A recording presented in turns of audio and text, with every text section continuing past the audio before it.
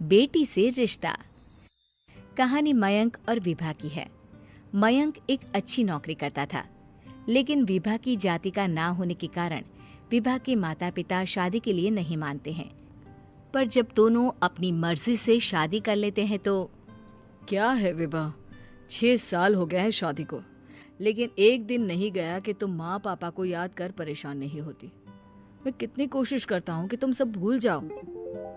कोई नहीं भूल पाता है मयंक। माँ पापा को कोई कैसे भूल सकता है। तभी सास का फोन आता है। मान लो विभा से बात कर लो, आज उसे अपनी माँ की बहुत याद आ रही है। बेटा विभा, मैं आ जाऊं? हम दोनों चलेंगे तेरे माँ पापा के पास। बोलो। ना माँ जी, वो आप लोगों को कुछ बोलेंगे तो मुझे और भी बुरा लगेगा। आखिर आप भी मेरी माँ ही तो हैं। अरे सुन लेंगे ना यार, कोई बात नहीं, बोलेंगे ही ना। चलो माँ, मैं फोन रख रहा हूँ। वो क्या है ना, आज विभा को लेकर डॉक्टर के पास जाना है। बहुत दिनों से इसके सर पर लगातार दर्द हो रहा है। अरे हाँ हाँ, ले जा बेटा, सर दर्द को हल्के में नहीं लेना चाहिए। वैसे भी ना बहू सोचती बहुत है। मयंक माँ का फोन रख देता है और दोनों कार से अस्पताल जाते हैं।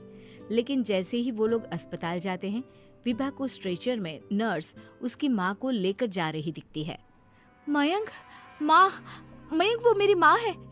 इतने सालों बाद दिखी भी तो इस हाल में मैं उनके पास जा रही हूँ। अरे रुको, कहीं वो लोग तुम्हें देखकर और परेशान ना हो जाए, या फिर तुम्हें कुछ बोल ना दे विभा, तुम फिर परेशान हो जाओगी। मयंक, कैसी बात कर रहे हो? वो माँ है मेरी। विभा पास खड़े अपने चाचा चाची से बात करने की कोशिश करती है, लेकिन वाह, तेरे जैसी बेटी जिसकी हो वो तो मर ही जाए तो अच्छा है। वैसे पार्क में पैर फिसला है तेरी माँ का, रीढ़ की हड्डी टूटी है। रिद्धि को चाची की बात का बिल्कुल बुरा नहीं लगता। शायद वो सुन ही नहीं रही थी कि चाची क्या कह रही थी। वो सीधे माँ के कमरे में जाती है। कौन है आप? ये मेरी माँ है, मेरा नाम रिद्धि। रिद्धि नाम है ना आपका? दर्द में भी ये आपका ही नाम ले रही थी। हाँ, ये सुनते ही रिद्धि का कलेजा मुंह में आ जाता है। ये वही माँ है जिसने कड़े शब्दों में ये कह दिया था कि अब तेरा मेरा रिश्ता खत्म। फिर रिद्धि का पति मयंक भी वहां आ जाता है। सामने खड़े होते हैं रिद्धि के पिता।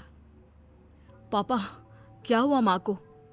वो पार्क में गिर पड़ी, रीढ़ की हड्डी में चोट आई है। रिद्धि पिता की तरफ देखती है, लेकिन पिता मुंह फेर लेते हैं। पता है मयंक, माँ दर्द में मेरा नाम ले रही थी। मेरी माँ मुझे याद कर रही थी मयंक। मैं माँ को कुछ नहीं होने दूंगी, देख लेना। हाँ रिद्धि, हम मिलकर माँ का ख्याल रखेंगे, उन्हें फिर से खड़ा कर देंगे। लेकिन भैया कहाँ है? रिद्धि पिता के सामने जाकर खड़ी हो जाती है। पापा, भैया कहाँ है? वो अमेरिका में है, वो नहीं आ पाएगा। रिद्धि फिर माँ की ओर ध्यान कर लेती है। उस पूरी रात रिद्धि माँ को देखती खड़ी रहती है। पिता मन ही मन सोचते हैं, जब इतना ही प्यार था तो क्यों चली गई किसी एक अजनबी के लिए हम सभी को छोड़कर। तभी डॉक्टर बाहर आते हैं। आपकी वाइफ को होश आ गया है, क्या मैं उनसे मिल सकता हूँ? जी नहीं, वो बार बार अपनी बेटी का नाम ले रही है। रिद्धि बेटा, तुम अंदर चली जाओ। माँ रिद्धि को देखकर रोने लगती है। बेटा, माँ के गले लग जा। मैंने तो सोचा था तेरा चेहरा देखे बिना ही मर जाऊंगी। ऐसे कैसे? भला मैं अपनी माँ को कुछ कैसे होने दे सकती हूँ? माँ उठने की कोशिश करती है, लेकिन वो उठ नहीं पाती। देखिए, आपकी रीढ़ की हड्डी में फ्रैक्चर है।